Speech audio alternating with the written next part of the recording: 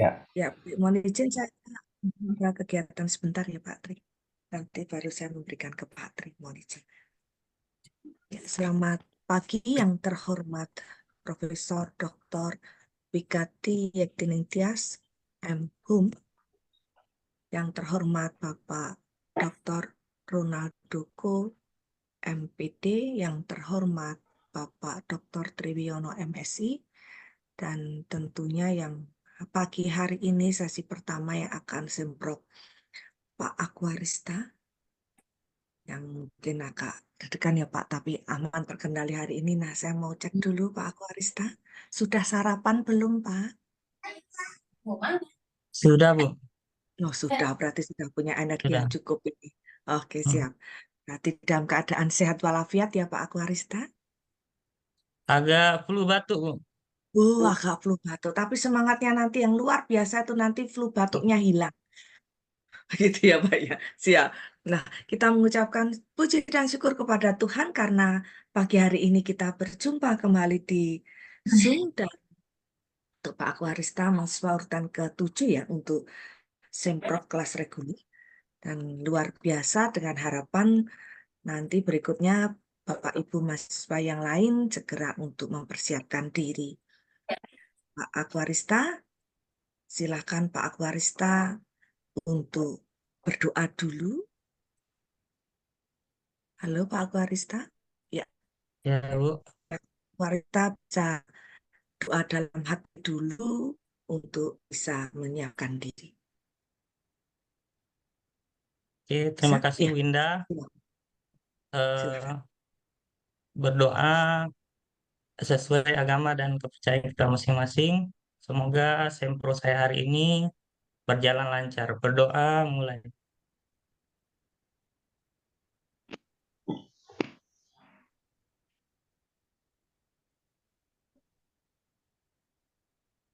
Berdoa selesai.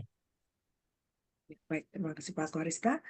Mohon izin pembimbing satu dari Bapak Aquarista murni adalah Bapak Dr. Triwiono MSI. Waktu dan tempat Zoom saya persilakan kepada Bapak Dr. Triwiono MSI untuk berkenan memandu jalannya ujian seminar proposal atas nama Aquarista Murni. Saya persilakan Pak Tri. Baik, terima kasih eh, Ibu Dr. Indah Slamet Budiarti MPD selaku Sekretaris Program Studi Magister Pendidikan Dasar dan juga sekaligus sebagai pembimbing dua ya, dari Bapak Aquarista. Nah, selamat pagi, Prof. Wigati, Selamat pagi, Dr. yang Tri. kami hormati.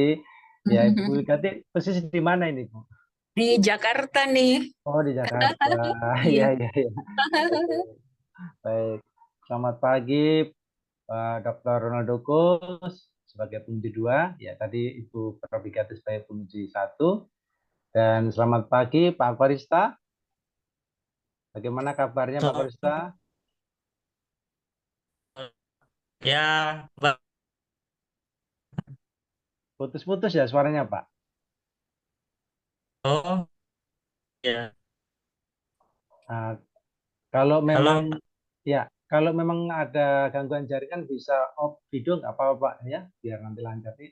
Suaranya agak putus-putus. Oh, Ya, oke, Pak. ya nanti ya. Eh, Pak Akurista sudah siap ya? Sudah, Pak. Sudah siap. Oke, dan juga selamat pagi para mahasiswa yang kami banggakan. Jadi hari ini adalah seminar ya, proposal dari Bapak Aquarista. Ya. Untuk itu, sebelum dimulainya tanya jawab, saran dan masukan, silakan Pak Korista untuk mempresentasikan proposalnya ya, mungkin sekitar 15 menit ya paling lama. Ya. Silakan Pak. Terima kasih, Pak Tri, eh, para penguji dan teman-teman sekalian. Baiklah, saya izin share screen presentasi proposal saya. Apakah kelihatan apa yang saya tampilkan? Sementara Kelihatan? loading, Pak. Sementara loading.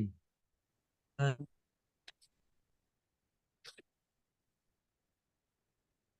Mas loading kah? Ya, sebentar loading. Mungkin Pak Korista bisa off ini ya, off video ya kalau jaringan terganggu ya. Oh, oke. Biar lancar, Pak. Nanti biar nggak berat. Ya. Oke, Oke, video. sudah kelihatan, Pak.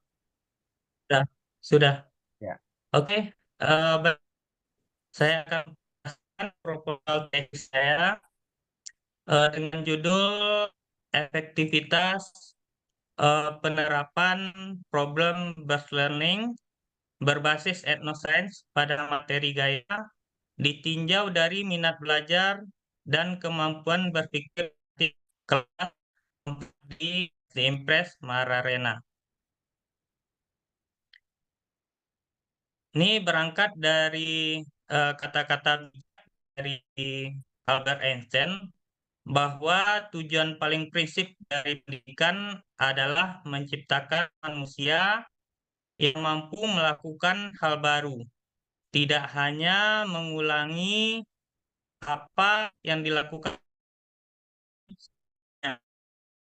Ya, jadi manusia kreatif adalah manusia yang bisa mencipta dan membuat hal yang baru. Dari quote dari Albert Einstein ini, saya mencoba menghadirkan pembelajaran berpikir kreatif yang diintegrasikan dengan nanti etnoscience dan pelajaran berbasis masalah.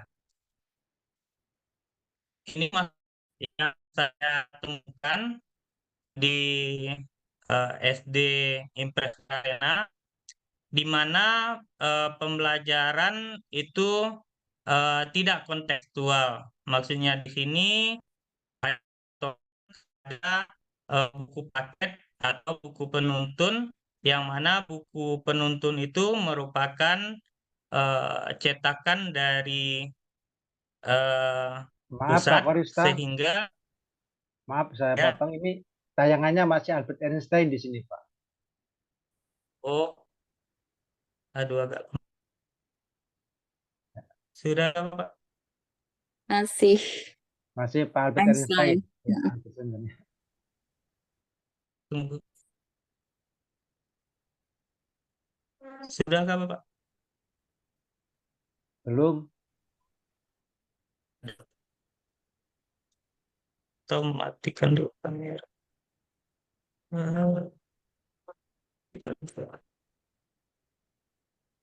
Ya, Mati dulu. sudah.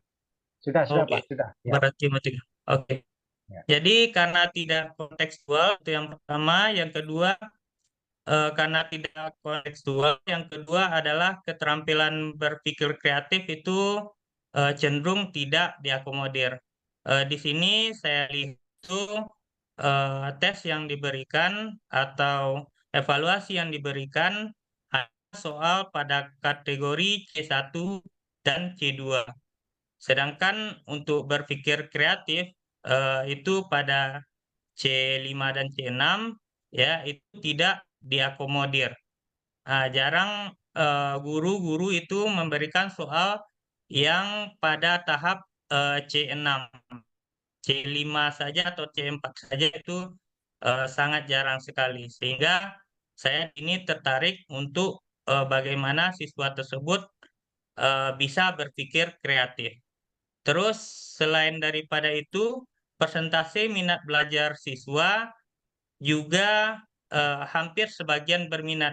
Di sini setelah saya lakukan sebaran angket pada penelitian pendahuluan, itu sebanyak 49,811% itu yang berminat. Sedangkan selebihnya baru ya dari keseluruhan didapat ya baru hampir separuh yang berminat. Oke, dari masalah tersebut eh, kita beranjak bagaimanakah keadaan idealnya. Keadaan sekarang itu pada tahap cukup mampu berpikir kreatif, sehingga nanti saya berharap nanti setelah penelitian yang saya lakukan atau pemberian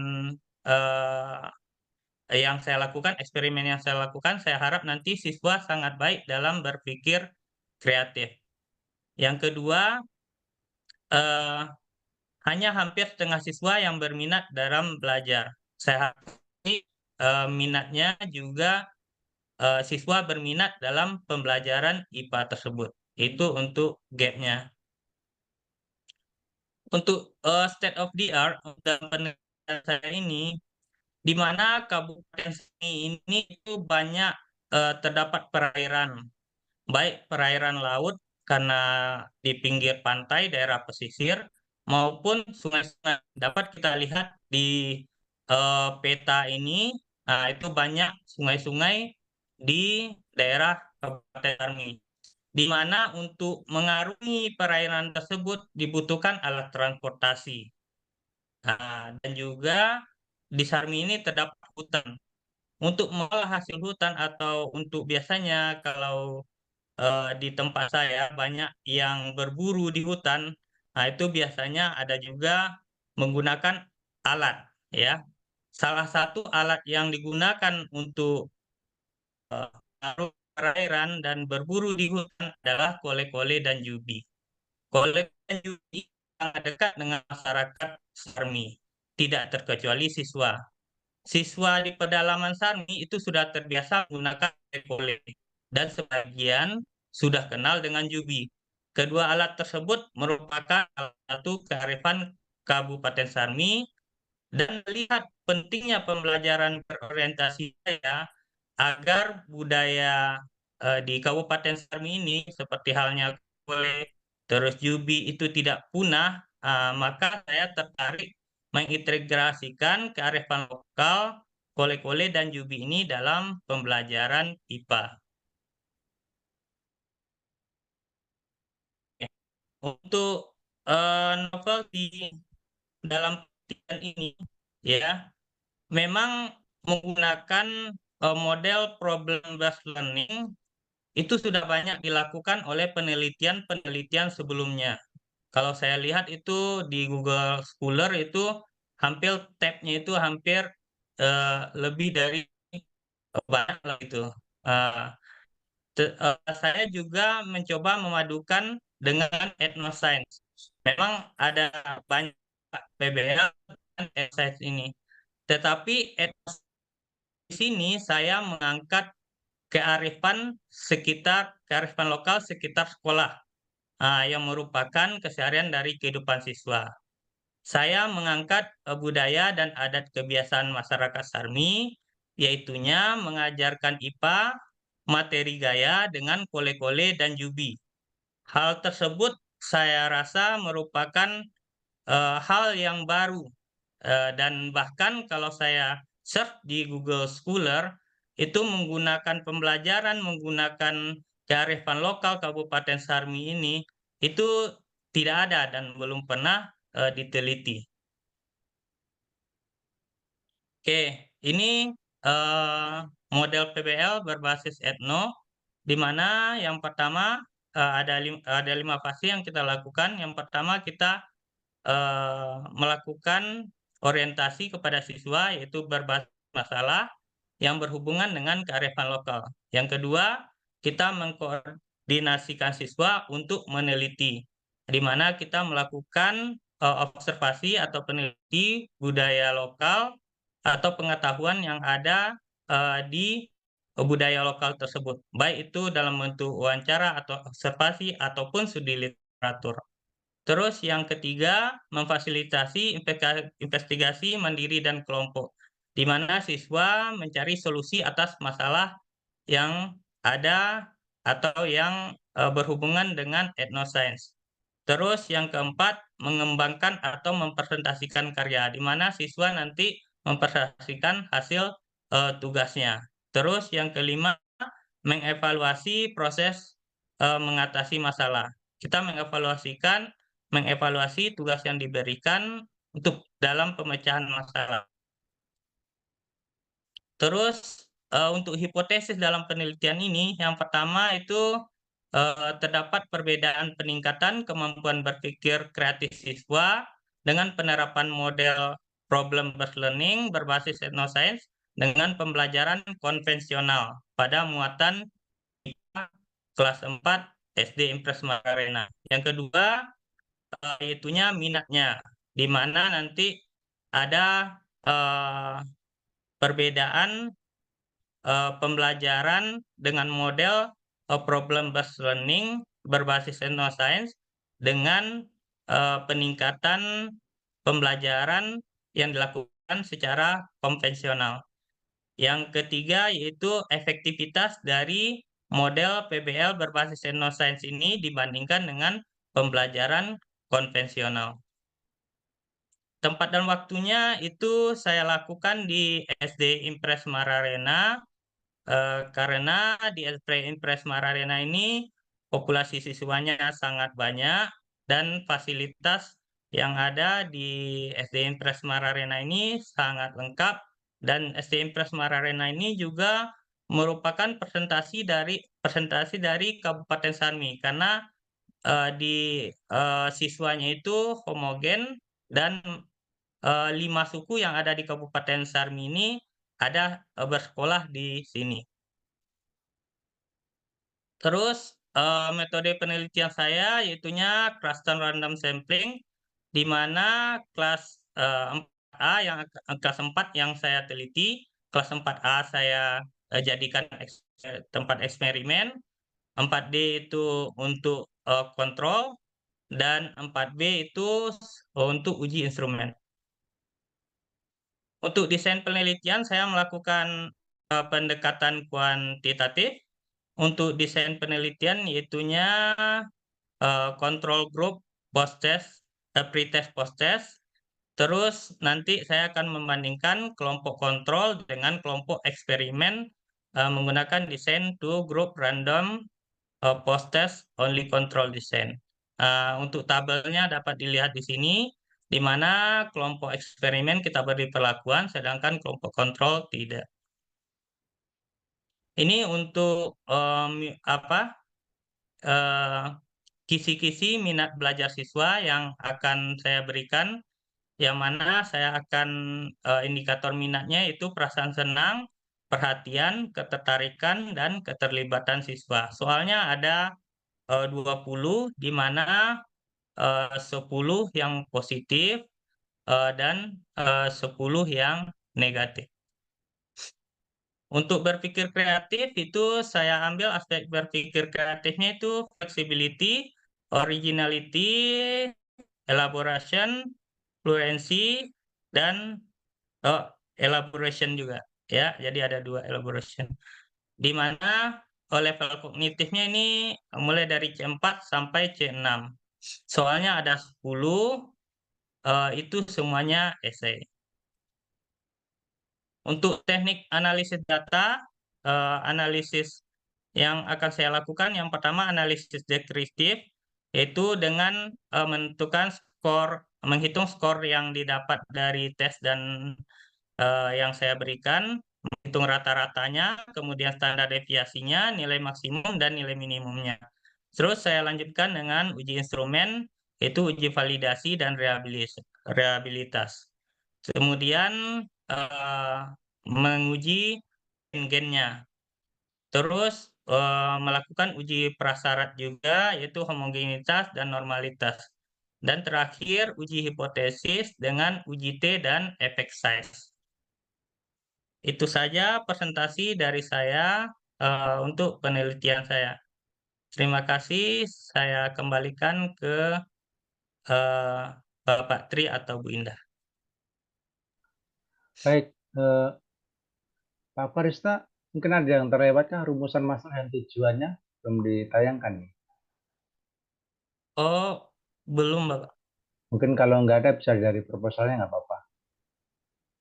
Oh iya, ada di proposal Pak.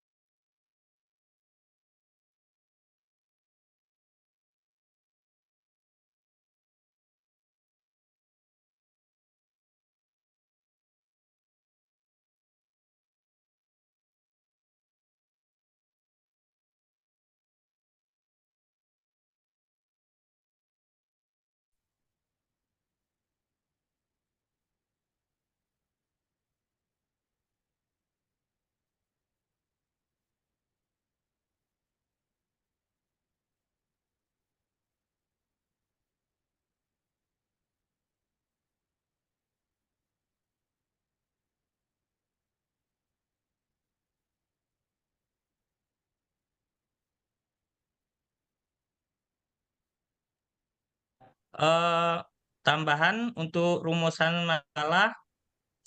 Yang pertama, rumusan masalahnya yaitunya apakah terdapat peningkatan kemampuan berpikir kreatif siswa kelas 4 SD Impres Mararena dengan menerapkan pembelajaran model problem based learning berbasis etnoscience pada materi pembelajaran IPA. Yang kedua, apakah terdapat minat belajar siswa model problem based learning berbasis etnoscience untuk pembelajaran dengan pembelajaran konvensional pada materi gaya terhadap siswa kelas 4 SD Impres Mararena. Yang ketiga, apakah terdapat perbedaan peningkatan kemampuan berpikir siswa. Yang keempat yaitu apakah model PBL ini efektif dari pembelajaran konvensional.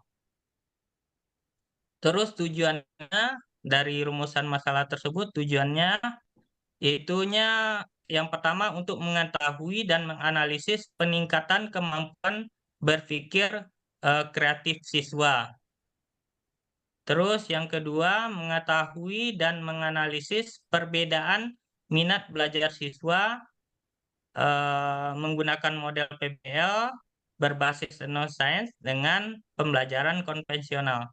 Yang ketiga, mengetahui dan menganalisis perbedaan peningkatan kemampuan berpikir kreatif siswa model PBL dengan pembelajaran konvensional. Yang keempat, mengetahui dan menganalisis efektivitas dari model PBL berbasis neuroscience dibandingkan dengan pembelajaran konvensional. Ya. Itu untuk rumusan masalah dan tujuan dari sekian dari pemaparan saya. Saya kembalikan kepada Pak Tri. Baik, terima kasih Pak Aquarista yang sudah mempresentasikan judul proposal tesisnya, yaitu efektivitas penerapan problem based learning berbasis etnoscience pada materi gaya ditinjau dari minat belajar dan kemampuan berpikir kreatif siswa kelas 4 di SD Impres Mararena. Ya. Jadi sebuah riset ya yang mengintegrasikan etnoscience di dalam pembelajaran pada topik gaya ya, pada muatan IPA ya. Baik, selanjutnya waktu dan kesempatan akan saya berikan kepada Prof. Wigati untuk memberikan pertanyaan, masukan, dan mungkin saran-saran. Silakan Prof. Wigati. Iya, Prof. Wigati. terima kasih banyak Dr. Triwiono. Suara saya kedengaran baik nggak, Mas? Jelas Bu, jelas Bu. Jelas, Iya, Bu. saya minta maaf saya off kamera supaya suara Ya, saya bisa lebih baik ya, lagi. ya. Ah, Baik, baik Prof. Silakan Prof. Ya. nggih, Pak Aquarista, selamat pagi. Selamat pagi, Bu. Selamat pagi, Bu. Iya, pertama kali saya pikir Aquarista murni nih ibu-ibu, ternyata bapak-bapak ya. Bapak aslinya dari mana? Saya dari Pekanbaru, Bu. Baik, ya. Bapak guru atau kepala sekolah kalau boleh tahu? Saya guru, Bu. Berapa lama Sekarang Bapak ngajar di di eh, sekarang Bapak ngajar kelas 6. iya di Sarmi ya. Berapa lama Bapak menjadi guru? Kalau jadi guru dari 2019, udah 15 tahun. 15. 2019, 2009. Oke, dan sekian lama Bapak mengajar di Sarmi ya? Iya, Bu, selama 6 tahun. Baik, ya. Saya tanyakan begini karena saya ingin memberikan Bapak sebuah pujian. ya. Karena saya sangat tertarik dengan Bapak punya proposal riset ya, proposal penelitian, dan saya juga menggarisbawahi Bapak punya kepekaan sosial budaya gitu. Jadi Bapak tidak hanya mengikuti kurikulum dari pusat seperti itu yang kadang-kadang anak-anak kita itu alien ya, merasa alienated, merasa apa ya, alienated, tahu nggak sih? Karena itu bukan budaya saya, sehingga mereka itu menjadi tidak suka. Ini menurut penelitian saya ya, tidak nyaman untuk belajar, banyak terminologi, banyak kebiasaan yang bukan milik mereka. Tapi Bapak menggunakan Bapak punya kepekaan sebagai seorang guru yang sudah 6 tahun di Sarmi, dan itu satu hal yang sangat menarik, Pak. Apalagi kemudian Bapak juga melibatkan etnoscience dari Sarmi, gitu ya. Nah, pertanyaan saya yang pertama kali Sarmi. Sarmi itu kan ada 5 suku di situ ya, Pak? Boleh disebutkan? Suku yang ada di Sarmi, suku Sobai, Ya, terus Isirawa, ya. Manirem, eh, Arbati, dan Mhm. Rumbewas. Ya, pokoknya Sarmi itu kan singkatan Sobe, Armati, dan lain sebagainya, sangat-sangat simpel sebenarnya. Iya, dan tadi Bapak mengatakan di SD Mararena, itu Bapak mengatakan homogen dan semua suku ada di situ, betul kah? Iya, Ibu. Oke, ya. Ya, ini menarik. Oke, sebelum saya lanjutkan, tadi hanya awal saja, saya ada 2 hal yang saya harus sampaikan ke Bapak berkaitan dengan Bapak punya proposal. Yang pertama itu berkaitan dengan teknis, dan yang kedua berkaitan dengan esensi proposal Bapak ya. Yang teknis, Bapak mungkin bisa dicatat, memang sudah direkam sih, tapi bisa dicatat. Bapak perhatikan kembali tata tulis Bapak atau mekanik ya, penulisan Bapak.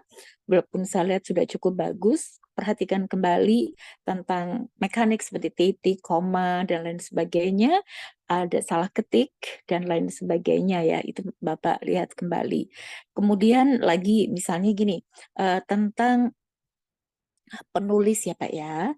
Penulis itu misalnya di halaman 4, Bapak dahului itu dengan titik, baru Bapak tulis di situ Andiani dan Rasto, 2019 titik. Jadi sebelum Bapak menuliskan, ini nggak perlu titik, menuliskan apa, sumbernya itu, dari bukunya siapa atau jurnalnya siapa, Bapak nggak perlu titik. Titiknya setelah itu.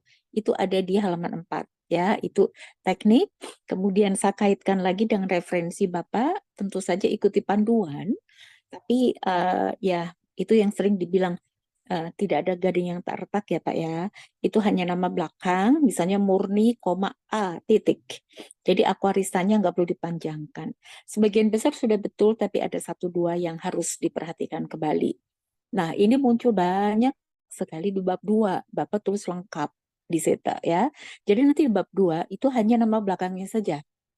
Jadi misalnya Yaktining Tias tahun berapa, Murni tahun berapa. Jadi bukan lengkap ya. Nanti di bab 2 Bapak lihat kembali ya.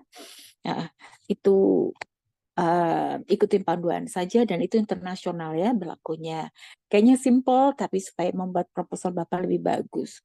Kalau udah bagus Pak proposal Bapak, saya juga suka dengan Bapak punya PPT-nya ya, menarik, nggak membosankan gitu.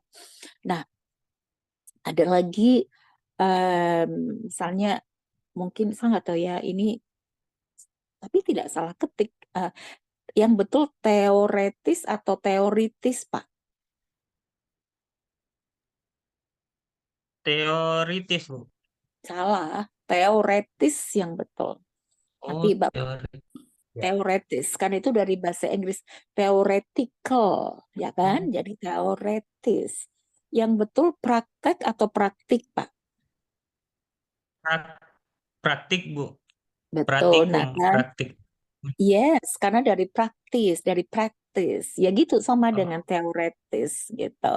Yang betul oh. apotik atau apotek, Pak? Apotek, Bu. Apoteker, Betul. apotek. Ya, betul. Nah, berarti kalau Bapak tahu itu berarti teoretis, bukan teoritis. Karena dia punya bunyinya dari bahasa Inggris ya, nanti Bapak betulkan. Lagi, sangat unit teknis atau esensi ya Pak ya. Murid Bapak itu hanya laki-laki saja kah? Nggak punya perempuan? Ada laki-laki dan perempuan, Bu. Iya. Kenapa Bapak tulis hanya siswa? Siswinya di mana? Oh, Oke. iya. Jadi dari awal sampai akhir Bapak itu tulisnya siswa.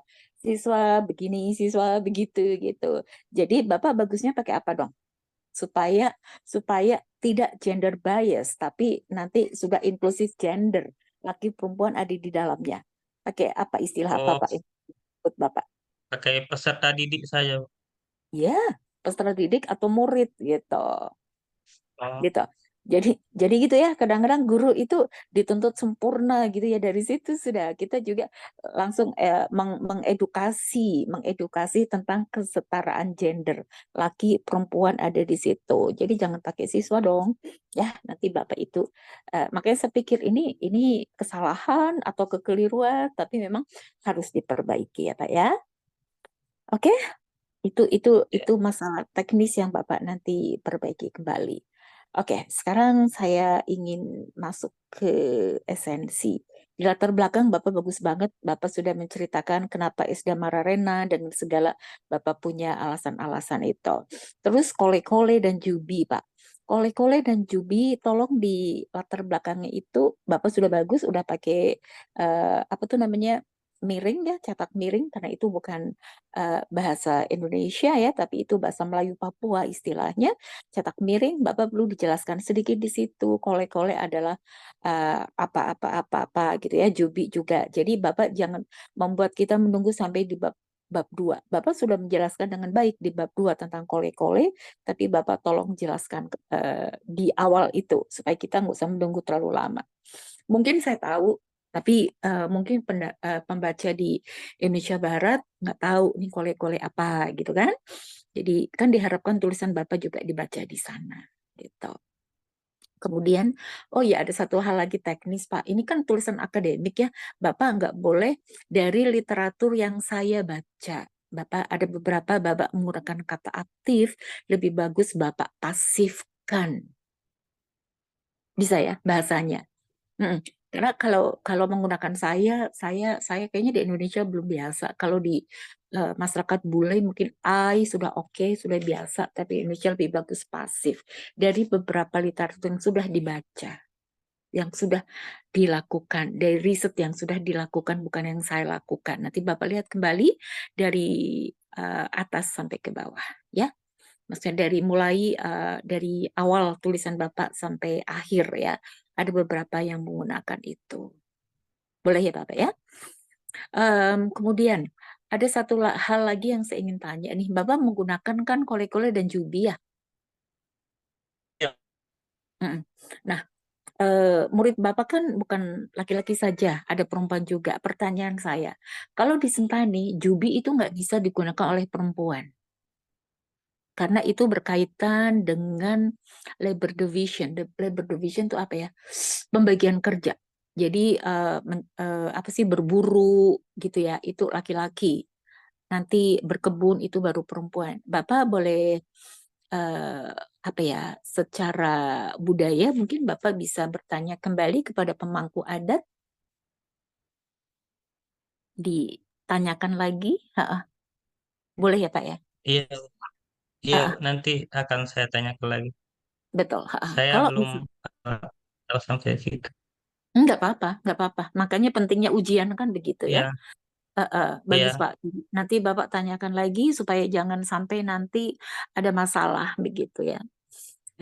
Masalah maksudnya nanti orang tua dan pemangku adat dan lain sebagainya. Bapak dan saya sama pendatang ya.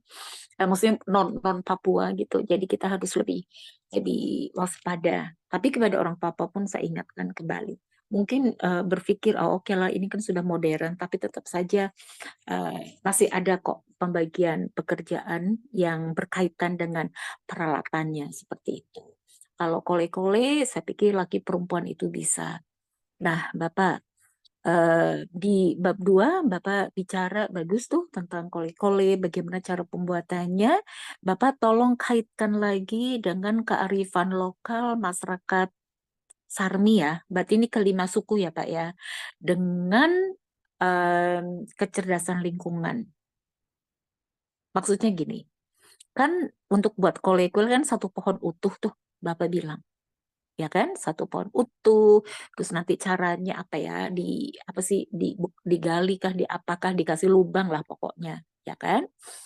Nah, sekarang itu ada kearifan lokal di Sentani itu ada. Kalau pohon ditebangin terus, lama-lama gundul dong hutannya. Nah, di masyarakat Sarmi ada nggak caranya untuk membuat pohon ini, hutan ini tidak gundul? Contoh, di Sentani itu kalau tebang pohon satu, maka kita harus menanam paling enggak satu juga pohon baru, bibit pohon yang baru. Di Sarmi ada enggak? Nanti Oh, Bapak tanyakan lagi pada Iya. pemangku adat. Kalau di daerah Dani malah sebanyak mungkin pohonnya, tebang satu sebanyak mungkin pohonnya, bukan satu yang ditanam. Kalau di Sentani paling enggak satu yang ditanam, sehingga akan muncul pohon-pohon yang lain, jadi enggak gundul. Nah, ini juga ada kelalaian juga yang pohon, Mas Ri tahu ya, yang pohon untuk membuat lukisan kulit kayu. Nah, itu nggak ditanam baru. Nah, alasannya memang kalau ditanam baru pun kulitnya tuh nggak bisa bagus gitu loh untuk digunakan menjadi kanvas itu, budidaya itu nggak bisa gitu ya. Itu alasan-alasan lain, walaupun masyarakat Sentani zaman dulu itu pasti ingin sekali kalau hutannya itu nggak gurun dengan cara-cara itu gitu. Suara saya masih terdengar baik, Mas? Masih, Bu. jelas Masih Bu, masih jelas Bu. Ya. Oke, baik, baik. Ya, ya. Saya agak khawatir karena di sini sedang hujan gitu. Jadi takut kalau suaranya nggak terdengar baik. Itu. Boleh pertanyaan saya, ketika Bapak menulis tentang kole-kole dan jubi, apakah Bapak berdiskusi dengan pemangku adat? Sudah bertemu dengan mereka? Kalau untuk ke pemangku adat belum, Ibu. Cuman saya melihat keseharian saja. Di Mm-mm, keseharian itu kan memang kalau di tempat saya mengajar itu kan masih hutan, mm-mm, sungai-sungai masih besar. Jadi mm-mm. dilewati oleh sungai besar. Jadi kita melihat saja itu merupakan keseharian, Ya, tidak merupakan budaya gitu. Orang bermain kole-kole, pergi berburu walaupun sudah dijerat gitu, tapi membunuh babi itu pakai pakai mm-mm. jubi gitu. Ya, Jadi itu merupakan hal biasa. Jadi ya, saya pikir tidak ditanya pun ke pemangku adat, orang-orang biasa sudah tahu seperti apa jubi, bagaimana cara membuatnya, terus seperti apa kole-kole, bagaimana cara membuatnya. Di tempat saya itu ya semua orang sudah tahu gitu. Jadi kalau seandainya tanya lagi ke pemangku adat, itu pasti jawabannya sama. Saya rasa sama saja gitu. nggak apa-apa, Pak. Nggak apa-apa. Menurut saya ini adalah ekspresi kerendahan hati Bapak untuk bertanya, dan mereka akan sangat dihargai gitu. Contohnya saya itu istri kepala suku loh. Suami saya kepala suku yang keseharian saya, dan apapun yang saya katakan mereka pasti akan percaya. Tapi sebagai seorang ilmuwan, sebagai seorang peneliti, saya harus melibatkan mereka. Supaya apa? Kita akan dianggap rendah hati. Seorang peneliti itu kan harus datang dengan kekosongan. Pura-pura kita nggak tahu supaya kita isi. Gitu loh. Supaya kita diisi. Gitu.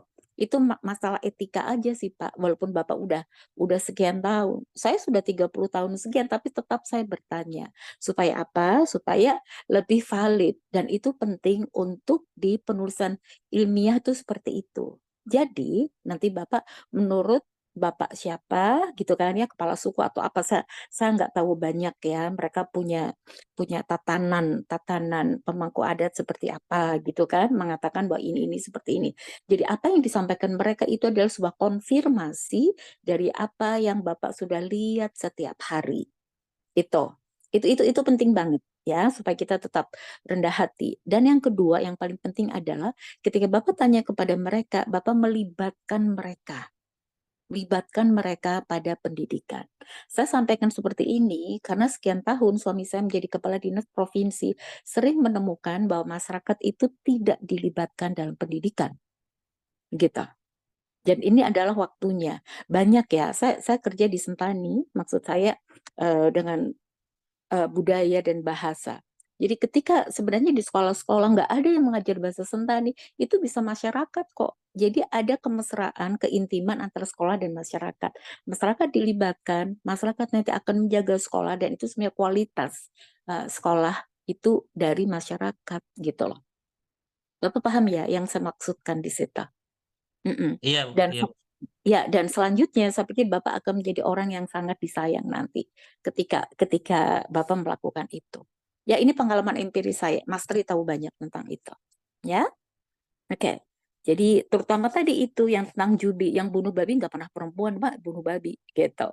Dan judi itu nggak bisa dipegang oleh perempuan karena kalau sampai judi dipegang oleh perempuan yang terjadi, ini kisah di Sentani, saya pikir hampir sama di Papua itu nanti bukan babinya yang terbunuh, tapi orangnya bisa dikejar babi gitu loh Pak. Dan itu ada mitos-mitos tertentu. Nggak apa-apa kalau misalnya pemangku adat nggak ngerti sampai sedalam-dalamnya nggak apa-apa. Tapi paling tidak Bapak bisa berhenti di mitos.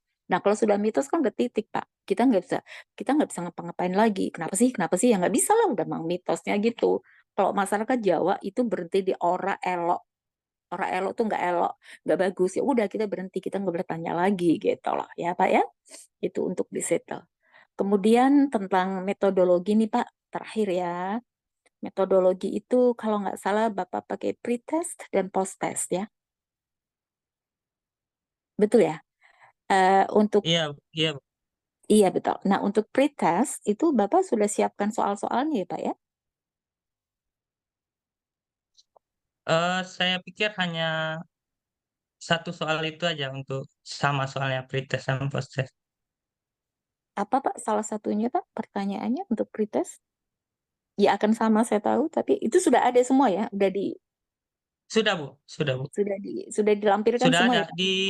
di lampiran nih, Bu. Di lampiran 2 dan 4. Oke, kok saya hanya lihat sampai di referensi ya. Saya nggak lihat lampirannya. Oke, nggak apa-apa Pak. Kalau Bang sudah Oh, ada, nggak ada persoalan. Kalau sudah ada, saya berarti hanya minta konfirmasi saja dari Bapak. Itu. Nah, kemudian oke, oke. nanti, iya nggak apa-apa.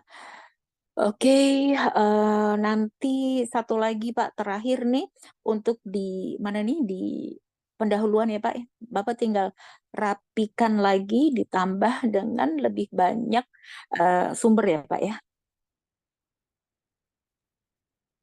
Maksudnya Bisa sumbernya eh, bagaimana itu? sumber ya sumber-sumber bisa saja dari jurnal yang Bapak baca, bisa saja dari interview Bapak dengan masyarakat.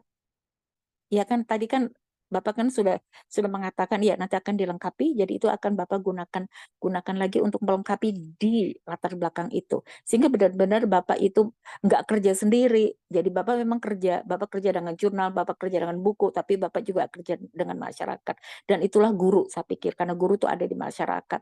Jadi nggak memagari diri, aku tuh hanya di sekolah aja, aku hanya di rumah aja, tapi Bapak betul-betul mingle dengan masyarakat kita, ya.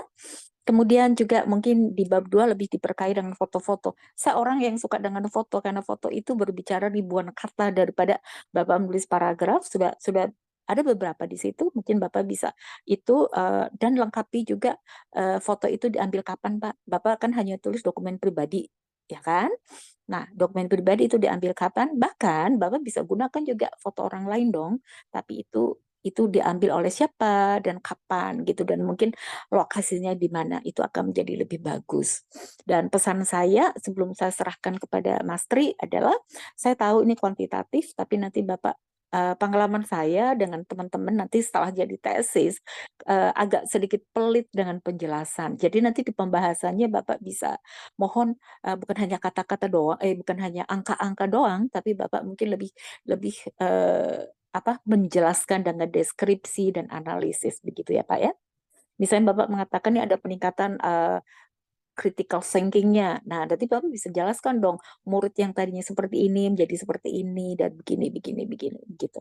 Jadi saya bisa bayangkan Bapak punya tesis itu akan sangat tebal, tapi bukan tebal secara quantity, tapi tebal secara quality gitu, Pak ya. Oke, Oke, Pak Aquarista, good luck untuk penelitiannya. Saya menyukai Bapak punya riset. Oke, terima kasih terima banyak. kasih. Iya, terima kasih banyak Dr. Tiwiono untuk waktunya. Ya. Saya serahkan kembali waktunya. Terima kasih. Baik, terima kasih Prof. Wigati. Ya, sekitar 30 menit ya. Oh, sorry. Masukan, nggak apa-apa, Prof. Jadi itu bagus. Jadi ada beberapa hal ya Pak Aquarista. Yang pertama itu tentang teknis ya, berkaitan dengan tata tulis dan tata tulis ya secara aturan bahasa Indonesia yang benar, kemudian mensitasi dan juga penulisan data pustaka harus disesuaikan dengan panduan yang ada. Nah, di sana pakai gaya apa style ya Pak Aquarista. Kemudian di bab 2 ya ditambahkan juga gambar-gambar ya jika itu dapatkan. Kemudian yang sangat penting sekali di bagian latar belakang harus dikembangkan ya Pak Aquarista tentang etnosainsnya ya. Nanti Pak Aquarista bisa wawancara kepada kepala suku sehingga ditambahkan di sana tentang etnosainsnya itu ya. Ini sangat penting sehingga membaca itu lebih bisa memahami sebenarnya etnosainsnya itu seperti apa yang diintegrasikan ya. Begitu. Jadi kemudian konfirmasi ya tadi tentang berita spesies tentang instrumen ya. Baik. Ya, sekali lagi terima kasih Prof. Wigati atas masukan, Sama-sama, saran Mas. ya, utamanya. Kemudian satu lagi ada lampu kuning ya nanti ketika Pak Aquarista selesai mengolah data harus bukan hanya angka-angka tapi pembahasannya itu harus kembangkan proses dan juga argumen-argumen yang didapat dari angka-angka itu apa sehingga lebih Iya. lebih bermakna ya untuk melihat hasil itu analisisnya. Baik, terima kasih lagi Prof. Nah, berikutnya Sama-sama, Mas. ya saya berikan kepada Bapak Dr. Ronaldoko MPD sebagai penjudul. Silakan Pak Ronald. Ya, terima kasih Pak Tri sebagai ketua tim. Ya, Pak Aquarista, yang pertama judul itu efektivitas itu ya. Suara saya jelas kah? Maaf. Jelas, Pak Ronaldo. Jelas, Bapak. Oke, terima kasih. Jelas Pak Ronald. Ya. Efektivitas itu mungkin Ibu Wigati lebih tahu dari saya ya. Itu kan activity ya. Activity. Nah, jadi bukan F tapi V ya, di V itu V. Effectivity pakai V, bukan F ya. Kalau kita kembali ke Kamus Besar Bahasa Indonesia itu bukan F tapi V. Efektif oke, F besar ya, F buntutnya huruf terakhir. Tapi kalau efektivitas itu kan sudah suatu kegiatan ya. Jadi harusnya kalau efektif itu kan kata sifat ya. Nah, kalau efektivitas itu kan sudah nouns ya, kata benda ya. Berarti itu bukan F tapi V. Jadi efektivi. Jadi F-nya yang harus diganti dengan V. Nanti dilihat kembali ke Kamus Besar Bahasa Indonesia. Kemudian kedua, masih tetap di judul itu tadi disarankan Ibu Wigati jangan siswa ya, kita ganti supaya lebih cocok itu sesuai dengan Undang-Undang Pendidikan Nasional ya. Itu lebih cocok digunakan kata peserta didik karena sudah punya kekuatan hukum ya di situ. Kita main-mainin hukum sedikit lah. Ya, terus kemudian kelas 4 SD Impres, bukan di kelas 4 SD Impres itu dijadikan satu apa istilahnya kalimat panjang ya, satu tulisan panjang, jangan pisah. Terus kemudian baru di mana kotanya, misalnya di Kabupaten Sarmika, itu di bawahnya nama tempatnya, nama tempat lokasi kegiatan apa di kabupaten mana gitu. Itu nanti diperbaiki ya. Kemudian yang kedua, Bapak sudah uraikan di latar belakang itu tentang kenapa masalah ini mau diteliti ya. Tetapi saya melihat bahwa Bapak kurang tegas. Kurang tegasnya itu yang pertama, Bapak sudah tahu bahwa SD Impres Mararena itu sudah melakukan dia sebagai salah satu sekolah penggerak ya. Sekolah penggerak berarti sudah melaksanakan kurikulum merdeka. Ya. Nah, di halaman 6 dan 7 Bapak sudah tegaskan di situ. Ya. Nah, kalau begitu kenapa sampai kok guru pasif ya? Artinya guru hanya bercerita, apakah guru yang diteliti ini tidak melaksanakan merdeka belajar kah? Nah, itu yang perlu dilihat lagi. Sehingga di bab 1 di latar belakang harus dipertegas kenapa siswa itu tidak kreatif, sedangkan di merdeka belajar itu menuntut siswa harus kreatif. Apalagi di situ siswa mereka punya kemampuannya, stylenya ya berbeda-beda. Ada yang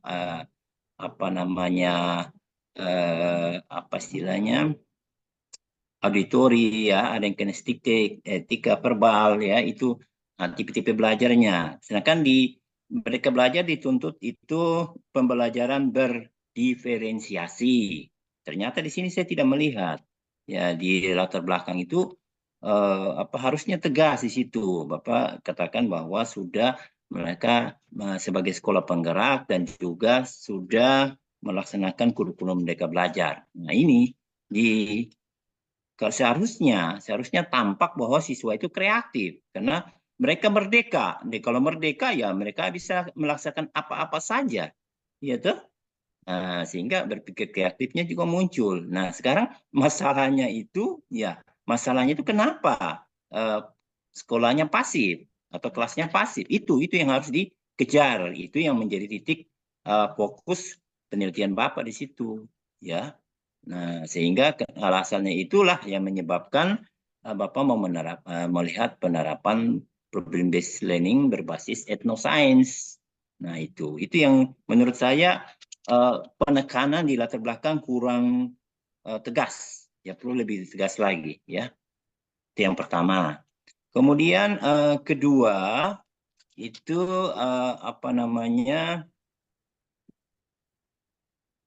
di tujuan penelitian ya. Tujuan penelitian itu Bapak menulis mengetahui dan menganalisis. Kalau saya kata mengetahui itu tidak pas ya. Kita ketahui terus setelah saya itu kita analisis. Setelah itu sudah selesai ya. Menyambung dengan saran dari Prof. Wigati, yaitu karena ini penelitian kuantitatif sehingga perlu ada kualitifikasi juga, artinya ada narasi-narasi yang perlu menjelaskan angka-angka itu. Sehingga saran saya ya nanti dikonsul dengan pembimbing, tujuan penelitian itu untuk menganalisis dan mendeskripsikan ya terdapat perbedaan, bukan terdapat mendeskripsikan adanya peningkatan atau terdapat peningkatan dan seterusnya. Jadi mungkin kata mengetahui itu dibuang saja ya, buang semua. Kemudian lebih pas itu adalah menganalisis dan mendeskripsikan ya, mendeskripsi itu untuk tujuan 1, 2, 3, 4 itu. Ya nanti didiskusikan dengan pembimbing apakah pas atau tidak ya. Ya. Itu yang pertama. Kemudian yang kedua, saya sempat print sedikit ya untuk penegasan, karena tulisan saya kalau saya cari lagi nanti di apa namanya, di file Bapak, kecuali kalau ada print out ya, itu enak ya. Kemudian mengenai di bab 2 mengenai apa namanya, ya, di bab 2 itu pengertian etnosains itu Bapak hanya cerita doang aja, cerita doang, tidak ada dasar teorinya. Ya, kalau di halaman 24 itu ya saya melihat itu tidak ada kutipan dari orang atau para ahli yang menjelaskan itu etnosains itu apa. Kita lihat di halaman 24 sampai 25 itu tidak ada kutipan menurut siapa, misalnya Ibu Wigati ya. Itu ini etnosains itu apa, atau menurut Ibu Indah atau Pak Tri misalnya ada tulisannya, silakan, atau menurut apa namanya penulis dari luar negeri ya, itu lebih bagus ya, itu tegas ya. Tapi Bapak punya tidak ada sama sekali saya temukan dasar teorinya memunculkan etnosainsnya itu, pengertian etnosains ya, harus ada paling tidak minimal 1 atau 2 lah ya. Itu yang pertama. Kemudian apa namanya, hati-hati Bu, kalau Bapak sudah tegaskan dengan teori-teori tentang etnosains, maka apa namanya yang akan dipakai di dalam pembelajaran IPA itu etnosains yang bagaimana, itu yang perlu juga ya. Kalau Kole-Kole dan Jubi itu kan media ya, media pembelajaran ya, media pembelajaran untuk dipakai sebagai alat untuk memberi mentransfer pemahaman konsep yang mau diajarkan. Yaitu yang perlu apa namanya tegas ya. Kemudian berikutnya lagi itu ya problem based learning. Problem based learning itu di tabel 2.2 di halaman 31 itu Bapak kutip dari punyanya si Sumarni, tapi saya cari nama Sumarni di daftar pustaka, mudah-mudahan saya yang salah ya. Sumarni saya cari di daftar pustaka tidak saya temukan. Sumarni, Susanto, Suhana, tidak ada saya temukan. Sumarni itu siapa? Nah, ini yang perlu apa namanya? Hilang di daftar pustaka. Di kutipan Bapak kutip ya di halaman 31 itu di proposal itu ada Sumarni tahun 2018, yaitu tentang fase-fase dari apa namanya problem based learning, pembelajaran berbasis masalah ya, dan etnosains. Nah, ini apakah ini Sumarni punya atau Bapak buat sendiri? Nah, ini yang tidak jelas ya. Perlu ada referensi supaya kami melihat kembali ke referensi. Betulkah yang dikutip itu atau memang adaptasi atau membuat merubah sedikit ya, merubah sehingga menjadi buatan Bapak, tetapi di sumbernya dari Sumarni, disesuaikan dengan penelitian Bapak ya. Itu. Kemudian berpikir kreatif juga. Berpikir kreatif di halaman 35 itu Bapak kutip dari Muhlison Effendi. Muhlison itu adakah? Saya lihat di daftar pustaka ya. Sebentar, kita harus merujuk ke daftar pustaka. Muh atau Effendi. Effendi ada ya, 2000. Effendi 2013 tidak ada, yang ada di daftar pustaka Effendi 2016. Nah, ini yang harus jeli ya, Bapak harus lebih jeli, kembali lihat dari beberapa yang saya tunjukkan. Bapak harus jeli melihat kembali apa yang Bapak kutip tulisan orang ya, atau pendapat orang, kemudian Bapak harus masukkan di daftar pustaka. Nah, kalau bisa pakai aplikasi Mendeley ya, itu lebih bagus karena dituntut sesuai dengan apa namanya pedoman ya, pedoman penyusunan itu menggunakan apa ya, style apa, Ibu Widjati lebih tahu dari saya. Nah, jadi itu. Kemudian Bapak memasukkan tentang berpikir kreatif.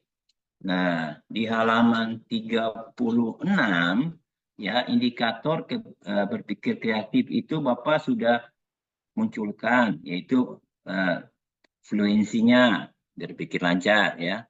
Kemudian flexibility-nya, terus kemudian originality, dan terakhir elaboration. Nah, tetapi uraian tentang berpikir lancar itu, fluency itu tidak ada. Kemudian apa namanya flexibility juga tidak ada uraiannya. Kemudian originality juga tidak ada. Elaboration juga tidak ada. Dan ini ambil dari siapa? Harus jelas. Ya, tidak mungkin muncul di pemikiran Bapak langsung. Pasti Bapak akan ada membaca tulisan orang. Ya, itu yang perlu ditegas ya. Kemudian apa namanya ya, itu mengenai bab 2. Kemudian bab 3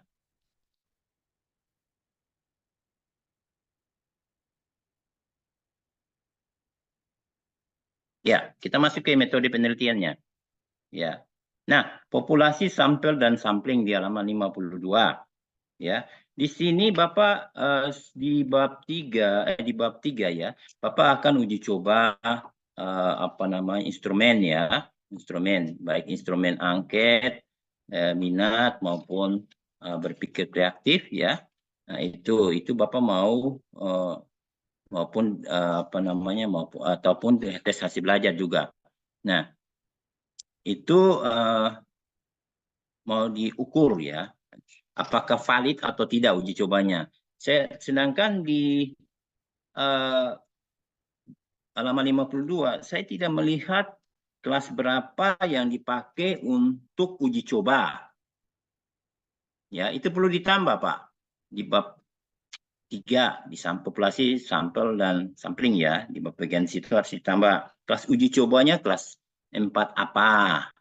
Nah, terus kemudian pemilihan ya, pemilihan apa namanya kelas 4A dan 4D sebagai ya kelas untuk Bapak lakukan eksperimen maupun kontrol ya, itu maaf, ada uji instrumen sudah ada. Saya lihat kelas 4B ya. Nah, 4B. Oke. Jadi yang tadi uji instrumen sudah ada, 4B saya tidak melihat. Oke. Nah, tapi yang masalahnya ini adalah pemilihan kelas 4 dan A dan 4D sebagai sampelnya ya, itu menggunakan cluster random sampling ya, cluster random sampling. Tetapi alasan kenapa Bapak memilih kelas 4 A dan D itu apa? Itu harus ada sehingga nanti apa namanya pemilihan kelas itu dia harus setara ya, karena ini eksperimen itu kalau kita kembali ke pure eksperimen itu harus semua dikontrol termasuk kelasnya. Nah, ini kita kontrol manusia ya, eksperimen di pendidikan ini kita kontrol manusia, sulit sekali kita mengontrol manusia. Nah, perilakunya itu. Oleh karena itu, memilih kelas 4A dan 4D sebagai sampel penelitian Bapak, itu harus ada membuat alasan. Ya, walaupun sebenarnya pakai kelas random sampling. Ya, itu sudah memang, itu caranya ya, cara mengambil data. Tapi kenapa memilih kelas 4A dan 4D itu caranya pakai apa? Apa mengundikah? Ya, nah itu yang perlu apa namanya perlu ada ketegasan di situ. Ya kurang di situ, Pak. Nah, selanjutnya tentang angket minat belajar di halaman 54 tabel ya, halaman 55 di tabel 3.3. Nah, ini saya sarankan itu untuk karena ini mau uji coba nanti instrumennya ini, itu saya sarankan ya, moga-moga yang diuji coba semua diterima ya, 20 soal ini diterima, lolos semua. Andai kata saya ambil contoh misalnya indikator minat kedua, perhatian siswa ya. Perhatian siswa untuk B, perhatian siswa saat mengikuti diskusi dalam pembelajaran IPA. Nah, pada saat uji coba, kemudian butir atau pernyataan positifnya itu hilang, gugur, ya setelah dilakukan analisis untuk melihat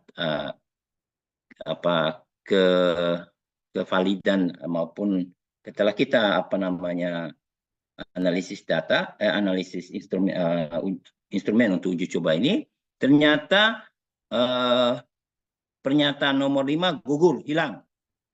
Nah, berarti bolong di situ. Berarti angket Bapak itu cacat. Cacat ya secara teoritis ya. Cacat karena tidak bisa mengukur tentang perhatian siswa pada saat mengikuti diskusi dalam pembelajaran IPA. Nah, begitu juga yang lain, yang untuk poin B tidak ada soalnya atau pernyataannya itu tiba-tiba tulis 1 di situ. Nah, ini blank. Kok tiba-tiba bisa 1 di mana? Yang mengukur itu tidak ada. Butir mana? Tidak ada. Ya, saran saya kalau bisa setiap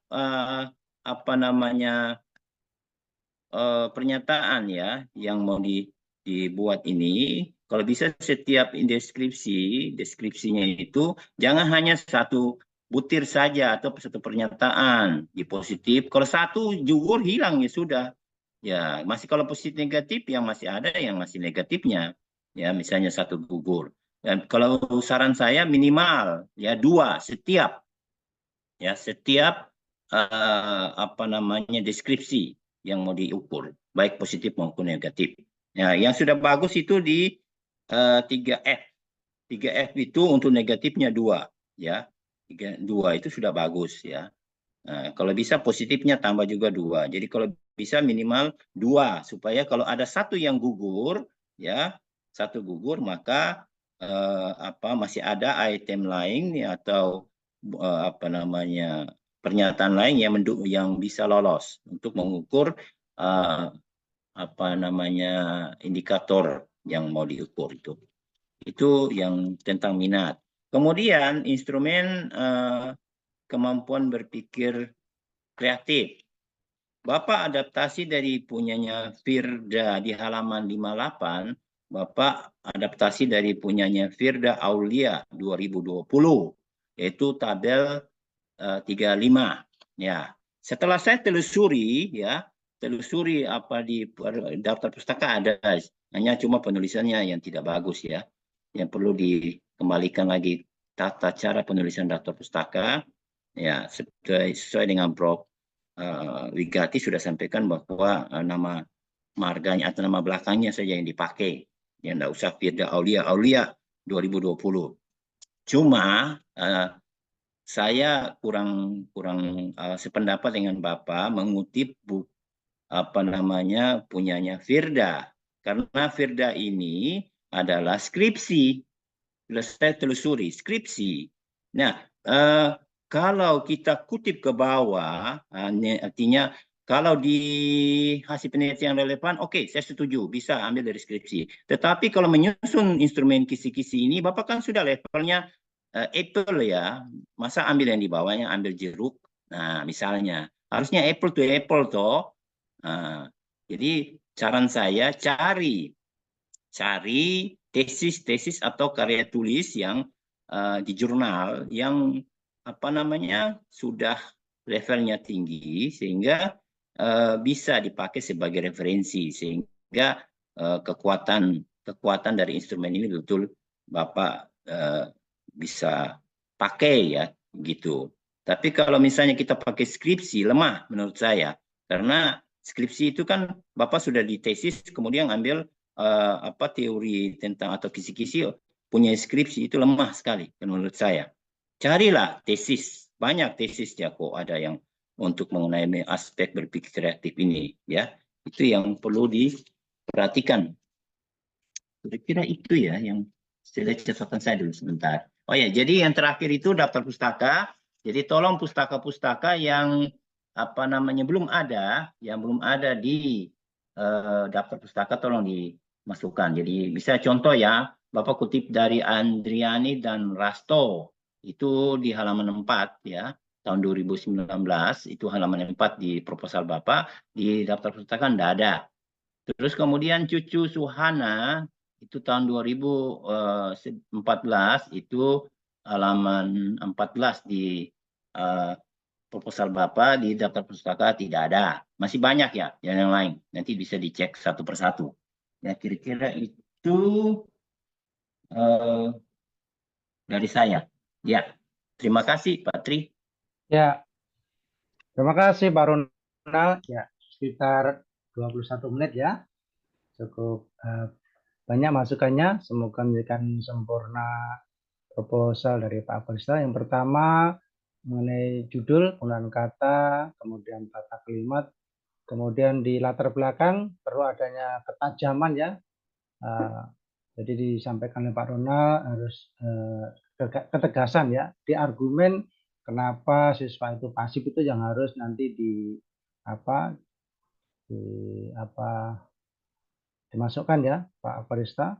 Kemudian tujuan ya, Pak Ronald tujuan langsung diterima ya, memang harus menganalisis dan mendeskripsikan ya, gitu ya. Jadi kurang tajam untuk tujuannya. Oke, kemudian untuk bab 2 ya ditambahkan teori etnosains itu sendiri ya, kemudian nanti etnosains yang digunakan apa, jadi kole-kole dan debu itu termasuk etnosains apa, itu harus ada klasifikasi. Kemudian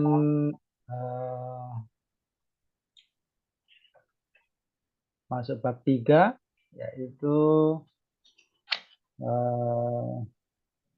ya pemilihan sampel ya.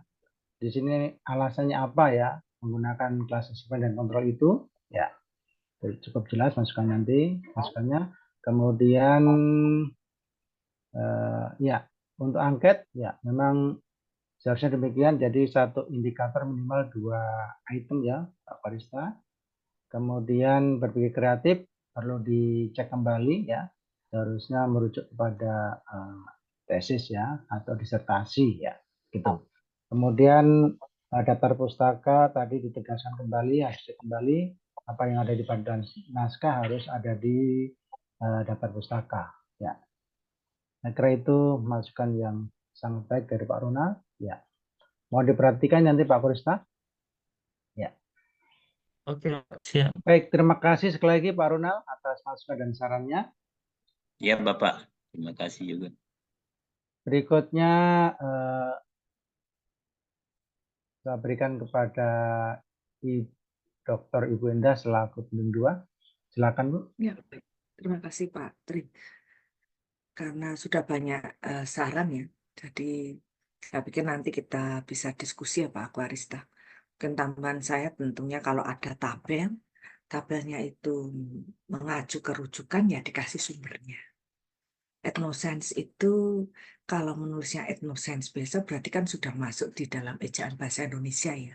Berarti tidak cetak miring kecuali memang etnosains. Sekian C, nah itu memang bahasa Inggris, itu baru cetak miring. Nanti diperhatikan yang terkait dengan data tulis. Benar masalah DP ya, daftar pustaka yang tidak konsisten dalam luar dan tidak konsisten juga untuk penulisan. Ada yang pakai tanda kurung ya Pak Aquarista, tahunnya ada yang tidak, nanti cek kembali. Untuk minat nanti kita cross check kembali karena ada kata saya pusing. Nah pusing itu mungkin nanti cukup membingungkan untuk anak begitu ya, mungkin Pak Tria nanti kita bisa kerja kembali. Terkait sintak juga PBL, Sumarni itu tidak pernah mengembangkan sintak PBL ya. Jadi kalau bisa ngambilnya dari Arens atau Joyce, nah mungkin di dalam Sumarni, mungkin begitu ya Pak, terima maksudnya Pak Aquarista.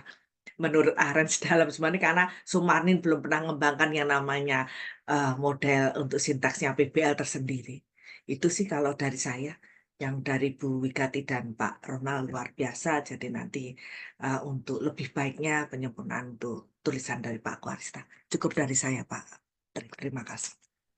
Ya, baik. Terima kasih Ibu Endah yang sudah memberikan masukan, saran sebagai BIM 2. Ya, saya sebagai BIM 1 mengucapkan banyak terima kasih kepada Prof. Wigati, Pak Ronald, dan juga Bu Endah ya, atas masukan dan sarannya. Dan nanti Pak Aquarista ya kita lihat kembali ya, kita sempurnakan agar nanti tulisan daripada Pak Aquarista, maksud saya hasil penelitian Pak Aquarista semakin berbobot dan semakin sempurna. Ya, mungkin ada sesuatu yang mau disampaikan Pak Aquarista?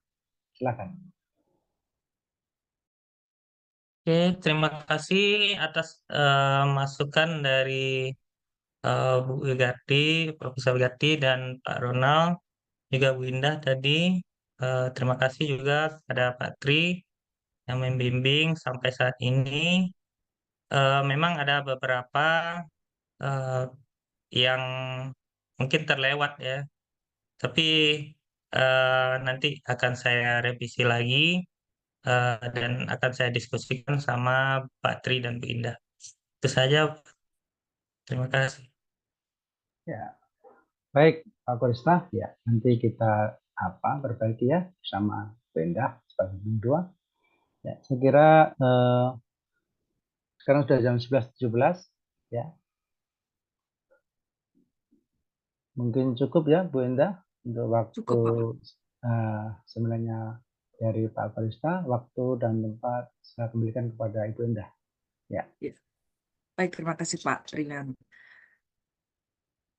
Demikian seminar proposal untuk mahasiswa atas nama Aquarista Murni.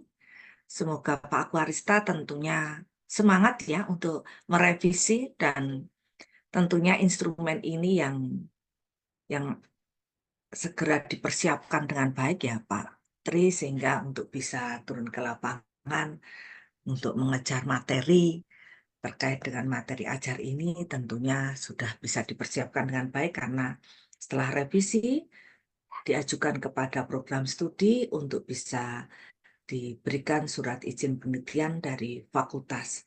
Begitu Pak Aquarista? Bisa ya? Halo Pak Aquarista? Oke, Bu. Iya, Ya, bisa, siap. Bu. Ya. Baik. Paling lambat Terima kapan kasih. ya Bu kira-kira? Secepatnya nih Pak Aquarista, materi sudah berjalan ini? Sudah mau akan masuk materi ini Pak? Sudah. Oke. Katanya di Mararena mulai, Bu. Hari Senin besok. Hari Senin kemarin kan baru persiapan. Jadi hari Senin besok mulainya materi gaya. Ya, berarti segera Senin Minggu direvisi besok. instrumennya Ya. terutama. Iya, Ya, segera iya, iya. direvisi Oke. aja ya Pak ya. Tapi surat izin kalau harus turun hari Senin dari fakultas ya, kami hanya bisa berusaha kalau mendadak begini nanti hari Senin ya. Untuk surat izinnya kami Iya, Bu. menyiapkan lebih dahulu. Begitu ya Pak Aquarista ya. Yang penting Oke, revisi Bu. dulu, baru kami bisa menyiapkan. Begitu. Terima kasih kepada Profesor Dr. Wigati Yektining Tiasemung dan Bapak Dr. Ronaldo MPD yang tentunya sebagai dosen penguji dan Bapak Dr. Triwiono MSI sebagai dosen pembimbing 1 yang berkenan meluangkan waktu dan pemikirannya yang luar biasa untuk Bapak Aquarista sehingga banyak saran ya Pak Aquarista, banyak saran untuk lebih baik lagi dan semangat, tidak boleh pantang menyerah, harus tetap semangat. Ayo segera penelitian, ayo ambil data, segera dibahas. Begitu ya. Dan jangan lupa menyiapkan untuk nanti draft artikel. Baik, demikian untuk ujian seminar proposal hari ini, sesi 1 atas nama mahasiswa Aquarista Murni. Terima kasih Bu Wigati, Pak Tri, Pak Rona. Sama Mbak Indah. Terima kasih. Terima kasih semuanya. Saya pamit ya, karena masih ada melanjut ke kampus ujian. Ya, Silakan, Pak. baik Bapak. Nanti akan kami siapkan. Makasih, Ya, Pak Pak Tri Ronald. mau izin di kampus atau di rumah, Pak Tri? Saya sebentar mau ke kampus, Bu. Mau ke kampus, mau presensi juga. Oh, siap Bapak. Berarti sekitar jam berapa? Nanti jam 1? Jam 12-an ini, Bu. Habis ini langsung kampus. Oh, siap. Baik, baik. Ya. Baik, Pak. Nanti akan kami sampaikan untuk konsumsi ya. Terima kasih, Oh. Pak Tri, Pak Rona. Ya, terima Ya, kasih, Bu saya Wikati. pamit ya. Makasih. Ya, Sama terima Mbak, saya kasih. pamit ya. Ya, terima Makasih, kasih Prof. Bu Wikati. Bupati, Bu Pak Wikati mau Ronald. izin jam 12 ya, Bu Wikati. Iya, iya Mbak, makasih. Ya, ya. Terima kasih. Ya.